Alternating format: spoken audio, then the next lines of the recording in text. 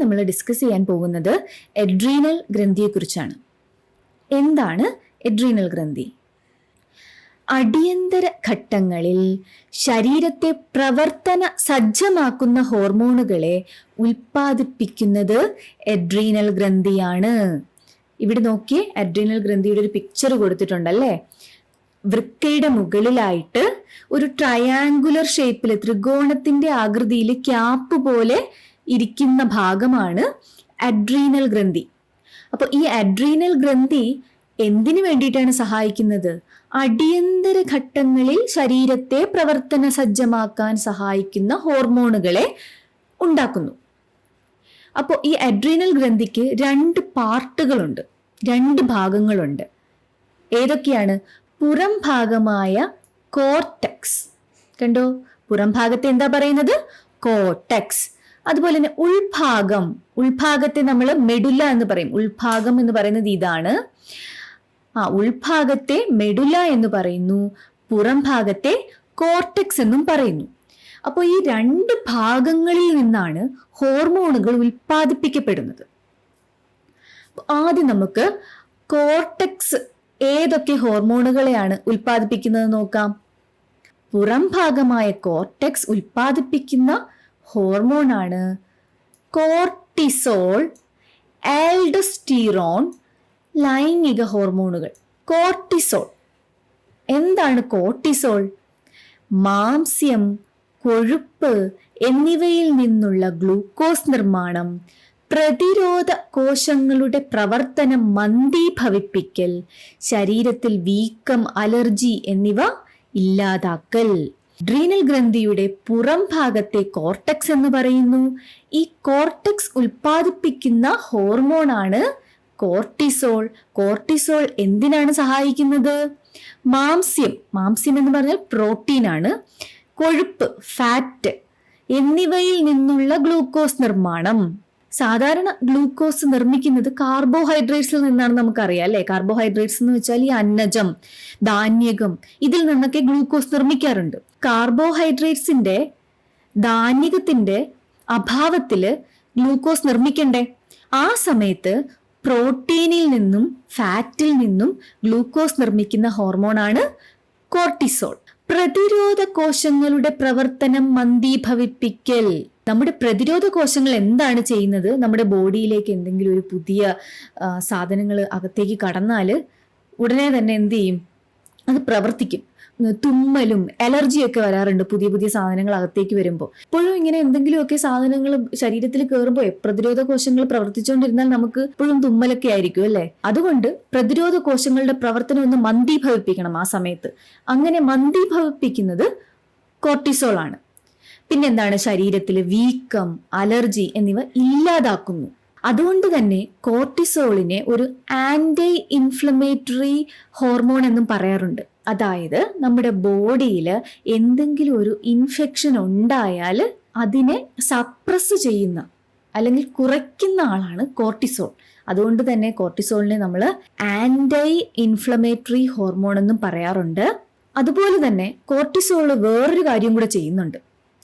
എന്താണെന്ന് അറിയാവോ? നമ്മുടെ ലൈഫിൽ എന്തെങ്കിലും സ്ട്രെസ്സോ അല്ലെങ്കിൽ ട്രോമാറ്റിക് ആയിട്ടുള്ള എന്തെങ്കിലും എക്സ്പീരിയൻസ് ഉണ്ടാകുക, എന്തെങ്കിലും ദുരന്തങ്ങളൊക്കെ നമ്മുടെ ലൈഫിൽ സംഭവിക്കുമ്പോൾ അതിന് തരണം ചെയ്യാൻ സഹായിക്കുന്ന ഒരു ഹോർമോൺ കൂടിയാണ് കോർട്ടിസോൾ. അതുകൊണ്ട് തന്നെ കോർട്ടിസോളിനെ ലൈഫ് പ്രൊട്ടക്റ്റിംഗ് ഹോർമോൺ എന്നും പറയാറുണ്ട്. നമ്മുടെ ജീവനെ സംരക്ഷിക്കുന്ന ഹോർമോൺ എന്നും കോർട്ടിസോളിനെ പറയാറുണ്ട്. അടുത്ത ആളെ നോക്കിയേ, ആൽഡോസ്റ്റിറോൺ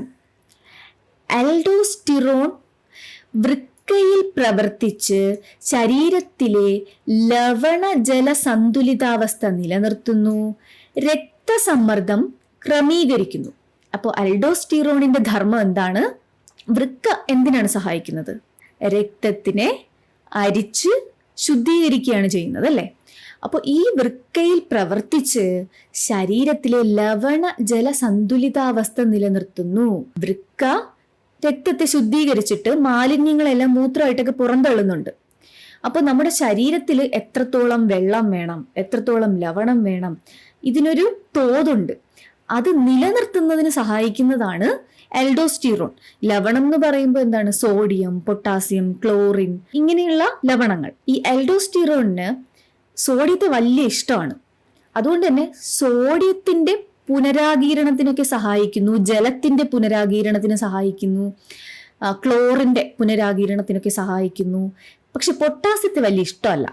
അതുകൊണ്ട് പൊട്ടാസ്യത്തേക്ക് എക്സ്ക്രീറ്റ് ചെയ്യാണ് ചെയ്യുന്നത്. പൊട്ടാസ്യം, അതുപോലെ തന്നെ ഹൈഡ്രജൻ, ഇതിനെയൊക്കെ അൽഡോസ്റ്റിറോൺ എക്സ്ക്രീറ്റും ചെയ്ത് ഈ ലവണ ജല സന്തുലിതാവസ്ഥ ബോഡിയിൽ നിലനിർത്തുന്നു. പിന്നെ എന്തിനാ സഹായിക്കുന്നത്?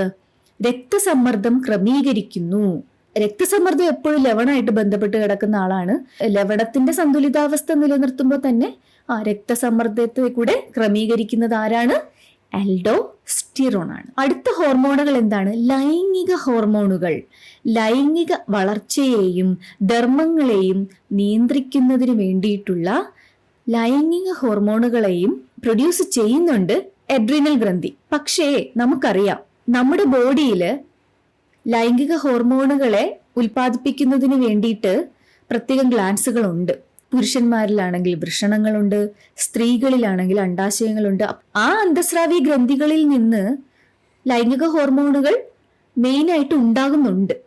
അതുകൊണ്ട് തന്നെ അഡ്രീനൽ ഗ്രന്ഥി വളരെ കുറച്ചളവിലെ ലൈംഗിക ഹോർമോണുകൾ പ്രൊഡ്യൂസ് ചെയ്യുന്നുള്ളൂ. അതിൽ കൂടുതലും പുരുഷ ഹോർമോണുകളാണ് അതിൻ്റെ അളവിൽ കുറച്ച് കൂടുതലായിട്ടുള്ളത്. വളരെ കുറഞ്ഞ അളവിൽ മാത്രമേ പ്രൊഡ്യൂസ് ചെയ്യുന്നുള്ളൂ. അഡ്രീനൽ ഗ്രന്ഥിയുടെ പുറം ഭാഗത്തെ കോർട്ടെക്സ് എന്നാണ് പറയുന്നത്. കോർട്ടെക്സ് ഉൽപ്പാദിപ്പിക്കുന്ന ഹോർമോണുകൾ ഏതൊക്കെയാണ്? കോർട്ടിസോൾ, എൽഡോസ്റ്റിറോൺ, ലൈംഗിക ഹോർമോണുകൾ. കോർട്ടിസോളും എൽഡോസ്റ്റിറോണും നമ്മുടെ ശരീരത്തിൽ കുറഞ്ഞാൽ ഒരു രോഗാവസ്ഥ ഉണ്ടാകും. അതിനെ നമ്മൾ അഡീസൻസ് രോഗം എന്നാണ് പറയുന്നത്. കോർട്ടിസോളിന്റെയും എൽഡോസ്റ്റിറോണിന്റെയും അളവ് കുറയുമ്പോൾ നമ്മുടെ ഈ കൈയുടെ പുറം ഭാഗത്തും നഖത്തിലും ഒക്കെ കറുത്ത കളറ് കൂടുതലായിരിക്കും. ഹൈപ്പർ പിഗ്മെന്റേഷൻ സംഭവിക്കും. ഇതിനെയാണ് നമ്മൾ അഡീസൻസ് ഡിസീസ് എന്ന് പറയുന്നത്. അതുപോലെ തന്നെ ഈ കോർട്ടിസോൾ കൂടുതലായിട്ട് ഉൽപ്പാദിപ്പിച്ചാൽ കുഷിങ് സിൻഡ്രോം എന്ന് പറയുന്ന ഒരു രോഗം ഉണ്ടാവും. കുഷിങ് സിൻഡ്രോം എന്ന് വെച്ചാൽ നമ്മുടെ മുഖമൊക്കെ ഇങ്ങനെ നീരടിച്ച്, പിന്നെന്താണ്, മൂൺ ഷേപ്പിൽ, ചന്ദ്രന്റെ ഷേപ്പ് പോലെയൊക്കെ ആവും. അതായത് നീര് വരും, മുഖത്തൊക്കെ നീര് വരും. അതുപോലെ തന്നെ കൈയും കാലും ഒക്കെ ഇങ്ങനെ മെലിഞ്ഞിരിക്കും. ചെസ്റ്റും സ്റ്റൊമക്കിന്റെ പാട്ടുമൊക്കെ ഇങ്ങനെ വീർത്തിരിക്കും. അതുപോലെ തന്നെ ബഫല്ലോ ഹമ്പ്, ഈ കാളയുടെയൊക്കെ പുറത്ത് ഇങ്ങനെ വലിയൊരു ഹമ്പില്ലേ, ഫാറ്റ് കൊഴുപ്പടിഞ്ഞിരിക്കുന്ന ഒരു ഹമ്പാണ്. അതുപോലെ നമ്മുടെ കഴുത്തിന്റെ പുറകിലായിട്ട് ഒരു ബഫല്ലോ ഹമ്പ്, കാളകളുടെ ഹമ്പ് പോലെ ഫാറ്റ് ഡെപ്പോസിറ്റ് ചെയ്യുന്ന ഒരു ഹമ്പ് ഉണ്ടാകുക. പിന്നെ ഈ ശരീരത്തിന്റെ സ്റ്റൊമക്കിന്റെ ഭാഗത്തൊക്കെ ആയിട്ട് സ്ട്രെച്ച് മാർക്സ് ഇല്ലേ, അതിന് പർപ്പിൾ കളറിൽ സ്ട്രെച്ച് മാർക്ക് പോലെയൊക്കെ വരും. ഇതാണ് കുഷിങ് സിൻഡ്രോം എന്ന് പറയുന്നത്. ഈ അവസ്ഥ വരുന്നത് കോർട്ടിസോളിന്റെ ഹൈപ്പർ സെക്രീഷൻ കാരണമാണ്. കൂടുതൽ ഉൽപ്പാദിപ്പിക്കുന്നത് കാരണമുള്ള ഒരവസ്ഥയാണ് കുഷിങ് സിൻഡ്രോം എന്ന് പറയുന്നത്. പുറം ഭാഗം കഴിഞ്ഞു. ഇനി നമുക്ക് ഉൾഭാഗമായ മെഡുല്ല. ഉൾഭാഗത്തെ എന്താ പറയുന്നത്? മെഡുല്ല എന്നാണ് പറയുന്നത്. മെഡുല്ലയിൽ ഉൽപ്പാദിപ്പിക്കപ്പെടുന്ന ഹോർമോണുകളാണ് അഡ്രിനാലിൻ, നോർ അഡ്രിനാലിൻ. ഏതൊക്കെയാണ്? Adrenaline, nor adrenaline. ഇതിന് വേറൊരു പേരുണ്ട്. എന്താണ്? Epinephrine, nor epinephrine. എപ്പി എന്ന് പറഞ്ഞാൽ എപ്പോഴും മുകളിൽ, നെഫ്രിൻ വൃക്കയിലെ അരിപ്പുകളായിട്ട് പ്രവർത്തിക്കുന്ന ഭാഗം നെഫ്രോൺസ്. അപ്പൊ ഈ നെഫ്രിൻ എന്നൊക്കെ പറയുന്നത് വൃക്കയുമായിട്ട് ബന്ധപ്പെട്ട ഭാഗമാണ്. ഈ നെഫ്രിന്റെ മുകളിൽ കാണപ്പെടുന്നത് കൊണ്ട് എപ്പിനെഫ്രിൻ, നോർ എപ്പിനെഫ്രിൻ ഹോർമോണുകളെ അങ്ങനെ അറിയപ്പെടുന്നു. എന്താണ് അഡ്രിനാലിന്റെയും നോർ അഡ്രിനാലിന്റെയും പ്രവർത്തനം, ധർമ്മം എന്താണ്? അഡ്രിനാലിനും നോർ അഡ്രിനാലിനും ഒരുമിച്ചാണ് പ്രവർത്തിക്കുന്നത്. എന്താണ് അവരുടെ ഫംഗ്ഷൻ നോക്കിയേ. അടിയന്തര സാഹചര്യങ്ങളിൽ സിമ്പതറ്റിക് നാഡീവ്യവസ്ഥയോടൊത്തു ചേർന്ന് പ്രവർത്തിക്കുന്നു. ഇതുവഴി ഇത്തരം സാഹചര്യങ്ങളിൽ പോരാടാനോ പിന്തിരിഞ്ഞോടാനോ കഴിയുന്നു. അതായത് എന്തെങ്കിലും ഒരു പേടിപ്പെടുത്തുന്ന ഒരു സാഹചര്യം ഉണ്ടാവുകയാണെന്ന് വെച്ചോ, അപ്പോൾ നമ്മുടെ ബോഡി ആ ഒരു സാഹചര്യത്തെ തരണം ചെയ്യാനായിട്ട് പ്രവർത്തിക്കും. അതിന് സഹായിക്കുന്ന ഒരു നാഡീവ്യവസ്ഥയാണ് സിമ്പതറ്റിക് നാഡീവ്യവസ്ഥ. എക്സാമ്പിളായിട്ട് പേടിപ്പെടുത്തുന്ന ഒരു സാഹചര്യത്തിൽ നമ്മൾ പെട്ടിരിക്കുകയാണ്. അപ്പോൾ നമ്മുടെ ബോഡിയിൽ കുറേ മാറ്റങ്ങൾ ഉണ്ടാകും. കണ്ണിൻ്റെ കൃഷ്ണമണിയൊക്കെ ഇങ്ങനെ വികസിക്കുന്നു, ഹാർട്ട് റേറ്റ് കൂടുന്നു, ശ്വാസം ഇങ്ങനെ വലിച്ച് എടുക്കുന്നു, അതുപോലെ തന്നെ ശരീരത്തിൻ്റെ താപനിലയൊക്കെ കൂടുന്നു. ഇങ്ങനെയുള്ള മാറ്റങ്ങൾ നമ്മുടെ ബോഡിയിൽ ഉണ്ടാക്കുന്ന വ്യവസ്ഥയാണ് സിമ്പതറ്റിക് നാഡീവ്യവസ്ഥ. നമ്മുടെ ബ്രെയിനും സ്പൈനൽ കോഡും ഒക്കെ ബന്ധപ്പെട്ട് കിടക്കുന്ന നാഡീവ്യവസ്ഥയാണ് സിമ്പതറ്റിക് നാഡീവ്യവസ്ഥ. അപ്പോൾ ഈ നാഡീവ്യവസ്ഥയോടൊപ്പം സിമ്പതറ്റിക് നാഡീവ്യവസ്ഥയോടൊത്ത് ചേർന്ന് പ്രവർത്തിക്കുന്ന ഹോർമോണാണ് എഡ്രിനാലിൻ. അഡ്രിനാലിൻ എന്താ ചെയ്യുക? അടിയന്തര സാഹചര്യങ്ങളിൽ സിമ്പതറ്റിക് നാഡീവ്യവസ്ഥയോടൊത്ത് ചേർന്ന് പ്രവർത്തിച്ചിട്ട് ഇത്തരം സാഹചര്യങ്ങളിൽ പോരാടാനോ പിന്തിരിഞ്ഞോടാനോ ഒക്കെ കഴിയുന്നു. ഇങ്ങനെ ഒരു സാഹചര്യം വരുമ്പോൾ നമ്മുടെ ബോഡിക്ക് കൂടുതൽ എനർജി വേണം അല്ലേ? ഒരു സോഴ്സ് ഓഫ് എനർജിയാണ് അഡ്രിനാലിൻ. ഇനി ആ സാഹചര്യമൊക്കെ കഴിഞ്ഞിട്ട് നമുക്ക് വീണ്ടും പഴയതുപോലെ ആകണം. നമ്മുടെ ഹാർട്ട് റേറ്റും ബോഡിയുടെ ടെമ്പറേച്ചറും നമ്മുടെ കൃഷ്ണമണിയൊക്കെ സാധാരണ നിലയിലേക്ക് ആകണം അല്ലേ? അതിന് സഹായിക്കുന്നത് പാരാസിമ്പതറ്റിക് വ്യവസ്ഥ എന്ന് പറയും. അതിനോടൊപ്പം പ്രവർത്തിക്കുന്നതാണ് നോർ അഡ്രിനാലിൻ. അഡ്രീനൽ ഗ്രന്ഥിക്ക് 2 ഭാഗങ്ങളുണ്ട്. പുറം ഭാഗത്തെ കോർട്ടെക്സ് എന്നും ഉൾഭാഗത്തെ മെഡുല്ല എന്നും പറയുന്നു. പുറം ഭാഗമായ കോർട്ടെക്സ് ഹോർമോണുകളെ പുറപ്പെടുവിപ്പിക്കുന്നുണ്ട്, ഉൾഭാഗമായ മെഡുല്ലയും ഹോർമോണുകളെ ഉൽപ്പാദിപ്പിക്കുന്നുണ്ട്. കോർട്ടെക്സിൽ ഉണ്ടാകുന്ന ഹോർമോണുകൾ കോർട്ടിസോൾ, എൽഡോസ്റ്റിറോൺ, ലൈംഗിക ഹോർമോണുകൾ. ഉൾഭാഗമായ മെഡുല്ല ഉൽപ്പാദിപ്പിക്കുന്ന ഹോർമോണുകളാണ് adrenaline, nor adrenaline, epinephrine, nor epinephrine എന്നും അറിയപ്പെടുന്നു. സിമ്പതറ്റിക് വ്യവസ്ഥ ഉത്തേജിപ്പിക്കപ്പെട്ടു കഴിഞ്ഞാൽ ഉണ്ടാവുന്ന ശാരീരിക പ്രവർത്തനങ്ങൾ കൂടുതൽ സമയം നിലനിർത്തുന്നത് എപ്പിനെഫ്രിന്റെയും നോർ എപ്പിനെഫ്രിന്റെയും പ്രവർത്തനത്തോടെയാണ്. ഈ ഹോർമോൺ പ്രവർത്തനം നാഡീവ്യവസ്ഥയും അന്തസ്രാവി വ്യവസ്ഥയും ഒത്തുചേർന്ന് പ്രവർത്തിക്കുന്നതിന് ഉദാഹരണമാണ്. ഇനി നമുക്ക് ഡിസ്കസ് ചെയ്യാനുള്ള അന്തസ്രാവി ഗ്രന്ഥിയാണ് പൈനിയൽ ഗ്രന്ഥി അഥവാ പീനിയൽ ഗ്രന്ഥി. ഏറ്റവും ചെറിയ ഗ്രന്ഥിയാണെന്ന് നമ്മൾ ആദ്യമേ പറഞ്ഞു അല്ലേ? എന്താണെന്ന് നോക്കാം. ജൈവ ഘടികാരം എന്നറിയപ്പെടുന്ന അന്തസ്രാവി ഗ്രന്ഥിയാണ് പൈനിയൽ ഗ്രന്ഥി അഥവാ പീനിയൽ ഗ്രന്ഥി. നമ്മുടെ ബ്രെയിനിന്റെ മധ്യഭാഗത്തായിട്ടാണ് പൈനിയൽ ഗ്രന്ഥി കാണപ്പെടുന്നത്. കണ്ടോ, പിക്ചർ നോക്കിയേ. ബ്രെയിനിന്റെ മധ്യഭാഗത്തായിട്ടാണ് കാണപ്പെടുന്നത്. ഇനി എന്താണ് പൈനിയൽ ഗ്രന്ഥിയുടെ ഫംഗ്ഷൻ എന്ന് നോക്കാം. താളാത്മകമായ ശാരീരിക പ്രവർത്തനത്തിന് ഉദാഹരണമാണല്ലോ ഉറക്കവും ഉണരലും. ഇത്തരം പ്രവർത്തനങ്ങൾ നിയന്ത്രിക്കുന്നത് മസ്തിഷ്കത്തിന്റെ മധ്യഭാഗത്തായി കാണപ്പെടുന്ന പൈനിയൽ ഗ്രന്ഥിയാണ്. താളാത്മകമായ ശാരീരിക പ്രവർത്തനം ഇവിടെ ഉദാഹരണമായിട്ട് കൊടുത്തിരിക്കുന്നത് ഉറക്കവും ഉണരലും അല്ലെ? നമ്മൾ എന്നും രാത്രി ഉറങ്ങുന്നു, രാവിലെ ഉണരുന്നു. ഇതൊരു റിതമിക് ആയിട്ട് നടക്കുന്ന ഒരു പ്രോസസ്സാണ് നമ്മുടെ ശരീരത്തിൽ അല്ലേ? ദൈനംദിനമായിട്ട് നടക്കുന്നുണ്ട്. ഇത്തരം ശാരീരിക പ്രവർത്തനങ്ങൾ നിയന്ത്രിക്കുന്നത് പൈനിയൽ ഗ്രന്ഥിയാണ്. നിയന്ത്രിക്കാനായിട്ട് പൈനിയൽ ഗ്രന്ഥി ഒരു ഹോർമോണിനെ സെക്രീറ്റ് ചെയ്യുന്നുണ്ട്. ആ ഹോർമോണിന്റെ പേരെന്താണ്? മെലാറ്റോണിൻ. ഇത് ഉൽപ്പാദിപ്പിക്കുന്ന മെലാറ്റോണിൻ എന്ന ഹോർമോണാണ് ദൈനംദിന പ്രവർത്തനങ്ങളുടെ താളക്രമം പാലിക്കുന്നതിന് സഹായിക്കുന്നത്. ഉറക്കവും ഉണരലും പ്രവർത്തനങ്ങളെ കുറിച്ച് നമ്മൾ പറഞ്ഞു അല്ലേ? രാത്രികാലങ്ങളിൽ ഈ മെലാറ്റോണിന്റെ ഉൽപാദനം കൂടുതലാവും. രക്തത്തിൽ മെലാറ്റോണിന്റെ അളവ് കൂടുമ്പോൾ നമുക്ക് എന്ത് സംഭവിക്കും? ഉറക്കം വരും. എന്നാൽ പകൽ സമയത്ത് രക്തത്തിൽ മെലാറ്റോണിന്റെ അളവ് കുറവായിരിക്കും.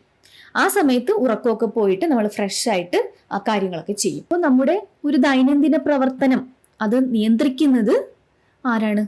മെലാറ്റോണിനാണ്.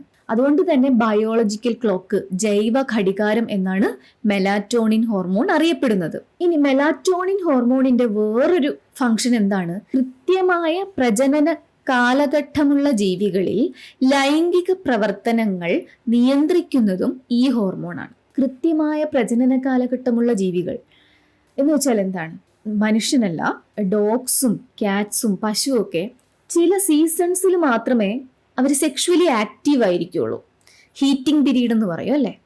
ഇങ്ങനെയുള്ള ജീവികൾ റീപ്രൊഡക്ഷന് വേണ്ടിയിട്ട് സഹായിക്കുന്ന ഒരു ഹോർമോണാണ് മെലാറ്റോണിൻ. പൈനിയൽ ഗ്ലാൻഡ് മെലാറ്റോണിനെ പോലെ തന്നെ വേറൊരു ഹോർമോണും പ്രൊഡ്യൂസ് ചെയ്യുന്നുണ്ട്, സെറാട്ടോണിൻ.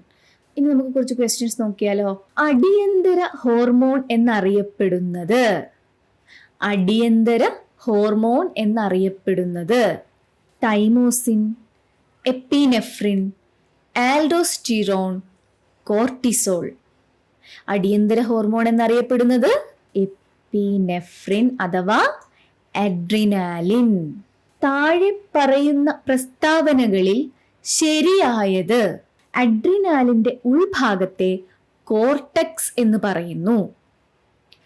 അഡ്രിനാലിന്റെ പുറം ഭാഗത്തെ മെഡുല എന്ന് പറയുന്നു. ആൽഡോസ്റ്റീറോൺ വൃക്കയിൽ പ്രവർത്തിച്ച് ശരീരത്തിലെ ജല ലവണ സന്തുലിതാവസ്ഥ നിലനിർത്തുന്നു. അഡ്രീനൽ ഗ്രന്ഥി വൃക്കയുടെ പുറകിലായി കാണപ്പെടുന്നു. താഴെ പറയുന്ന പ്രസ്താവനകളിൽ ശരിയായത്. ആദ്യത്തെ പ്രസ്താവന നോക്കാം. അഡ്രിനാലിന്റെ ഉൾഭാഗത്തെ കോർട്ടെക്സ് എന്ന് പറയുന്നു. ഉൾഭാഗത്തെ മെഡുല എന്നാണ് പറയുന്നത്. പ്രസ്താവന തെറ്റാണ്. അഡ്രിനാലിന്റെ പുറം ഭാഗത്തെ മെഡുല എന്ന് പറയുന്നു. തെറ്റാണല്ലേ. പുറം ഭാഗമാണ് കോർട്ടെക്സ്, ഉൾഭാഗമാണ് മെഡുല. അപ്പോൾ ആ പ്രസ്താവനയും തെറ്റാണ്. ആൽഡോസ്റ്റീറോൺ വൃക്കയിൽ പ്രവർത്തിച്ച് ശരീരത്തിലെ ജല ലവണ സന്തുലിതാവസ്ഥ നിലനിർത്തുന്നു. ശരിയാണല്ലേ അത്. ആൽഡോസ്റ്റീറോണിനെ നമ്മൾ ലൈഫ് സേവിങ് ഹോർമോൺ എന്നും വിളിക്കാറുണ്ട് കേട്ടോ. ലൈഫ് പ്രൊട്ടക്റ്റിംഗ് ഹോർമോൺ ആരാണ്? കോർട്ടിസോൾ ആണ്. ആൽഡോസ്റ്റീറോണിനെ ലൈഫ് സേവിങ് ഹോർമോൺ എന്താണ് വിളിക്കുന്നത്? ജീവൻ രക്ഷിക്കുന്ന ഹോർമോൺ. കോർട്ടിസോൾ ജീവൻ സംരക്ഷിക്കുന്നത്, ആൽഡോസ്റ്റീറോൺ ജീവൻ രക്ഷിക്കുന്നത്. അങ്ങനെ പറയാൻ കാരണമെന്ന് പറയുന്നത് നമ്മുടെ ബോഡിയിൽ പൊട്ടാസ്യത്തിൻ്റെയൊക്കെ അളവ് കൂടുകയാണെങ്കിൽ അത് ഹൃദയത്തിൻ്റെ പ്രവർത്തനത്തെയൊക്കെ ബാധിക്കും. കാർഡിയാക് അറസ്റ്റ് ഉണ്ടാകും, പെട്ടെന്ന് ഷോക്കൊക്കെ വന്ന് അത് നമ്മുടെ മരണത്തിലേക്ക് നയിക്കും. ആ സമയത്ത് ആൽഡോസ്റ്റീറോൺ ആണ് നമ്മളെ സേവ് ചെയ്യുന്നത്. അതുകൊണ്ടാണ് ആൽഡോസ്റ്റീറോണിനെ ലൈഫ് സേവിങ് ഹോർമോൺ എന്ന് പറയുന്നത്. ഓക്കെ, അടുത്ത പ്രസ്താവന നോക്കാം. അഡ്രീനൽ ഗ്രന്ഥി വൃക്കയുടെ പുറകിലായി കാണപ്പെടുന്നു. ആണോ? അല്ല അല്ലേ. അഡ്രീനൽ വൃക്കയുടെ മുകളിൽ കാണപ്പെടുന്നു. ആ പേര് വരാൻ തന്നെ കാരണം വൃക്കയുടെ മുകളിലായതുകൊണ്ടാണ്. അഡ്രീനൽ റീനൽ എന്ന് പറയുമ്പോൾ വൃക്കയായിട്ട് ബന്ധപ്പെട്ട ഭാഗമാണ് അല്ലെ. അപ്പൊ അതിന് മുകളിൽ കാണപ്പെടുന്നത് കൊണ്ടാണ് ആ ഗ്രന്ഥിക്ക് ആ പേര് തന്നെ വരാൻ കാരണം.